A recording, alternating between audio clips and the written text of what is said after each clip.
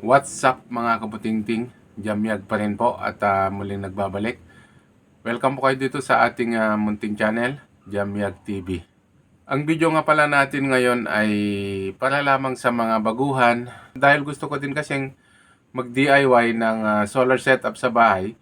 Kaya lang wala akong pambili. So sabi ko bakit hindi ko umpisahan pautay-utay. Kaya ito, katatapos ko lang na inassemble itong Li-ion o LPO for 3.2 volts battery. So, Li-ion po ito. And nabili ko po ito sa Shopee. Bawat cell ay mayroong 3.2 volts, 6,000 milliamp hour or simply bawat cell ay mayroong 3.2 volts, 6 amp hour. At dahil connected siya sa series, so 3.2 by 4, meron siyang 12.8 volts pero still 6Ah pa rin dahil naka-series.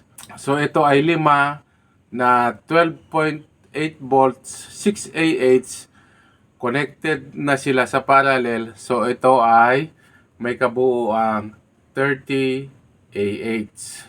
Okay. Ngayon, ano nga ba yung nilagay ko dito? Ayan. So, titignan natin at isa-isahin natin. Ito nga pala yung tinatawag nating BMS 4 series. At nabibili din ito sa Shopee. At madali din lang itong ikabit o i-connect mga kabutingting dahil meron naman ng guide dito. Okay? Kung yung negative, yung B-, syempre, sa negative mo ikakabit. Kung yung B+, syempre, sa positive mo rin ikakabit. At itong P1 at saka P2, ito na po yung kanyang power, charge and discharge. Bali, ito na po yung terminal pupunta sa supply.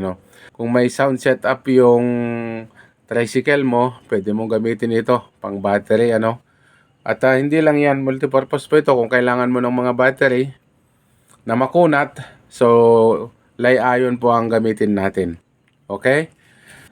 So, makikita naman yung kanyang diagram dyan, Okay? So, ayan. So, yan po yung diagram niya, At saka kung makikita nyo naman dito, itong BMS natin ay may apat na wire. So, ito na yung kanyang B1, B2, B3, tapos B+, at saka B-.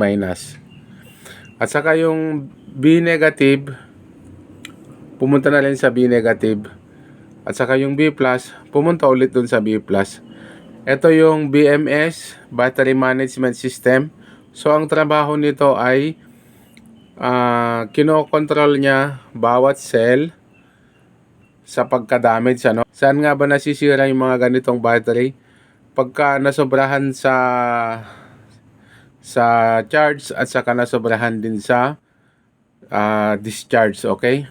Pero kung na-discharge ito ng isang araw lang, okay lang yun. Pero kung madalas na di-discharge kasi yung battery natin, yun yung kadalasan ding pagkasira ng mga ganitong battery.